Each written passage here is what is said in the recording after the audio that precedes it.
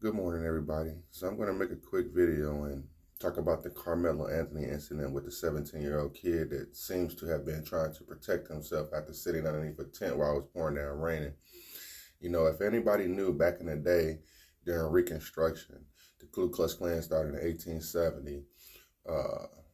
Pulaski, Tennessee, ex-Confederate soldiers saying they were starting a group, but it was really to terrorize black folks, and ultimately it derived politically from Democrats and Republicans and the Dixiecrats and all this other stuff. The Democrats were Republicans, Republicans were Democrats. But going back to the Ku Klux Klan, in 1909, when the NAACP was founded, and other groups, the 1870 U.S. Constitution, and they were trying to instill civil rights within those constitutions for black folks, which never ever panned out.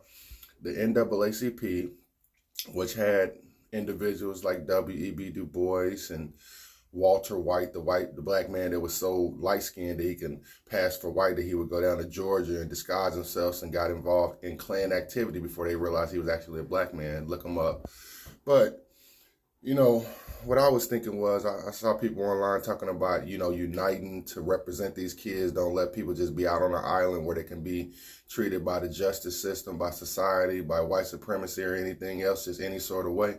The NAACP used to put flags up that say a man was lynched today, to let people know, like somebody was lynched today. And this was during the nadir of race relations. Look up James Lowell, Sundown Towns, and Lies My History teacher told me, a former, passed away, rest in peace, professor from Decatur, Illinois, white man that taught at Tougaloo University from Booker T. Washington, and at another predominantly white PWI institution.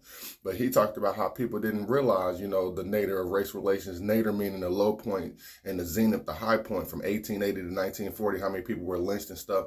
And the Ku Klux Klan were the biggest culprit of all of that. The red shirts, these different groups of people, Colfax, Louisiana, race riots in East St. Louis and Springfield and Chicago and Omaha and all these other places. Malcolm X's father was killed by the Klan. There's so many incidences of it, and it's just a different thing now. It's not 1925 when people marched through D.C. 250,000 strong with their hoods off. Now Klan and people like that are all types of people you would never know until they say something that you don't agree with or makes you feel some sort of way, and you think to yourself, well, I think that person might be a little racist or something like that, or a lot racist. But what's going on with people today, and it needs to stop, and it needs to also be addressed, because this is something our ancestors did from a long time ago, and it just stopped with generation before us. We need to get it back. Y'all have a good rest of y'all day. Peace.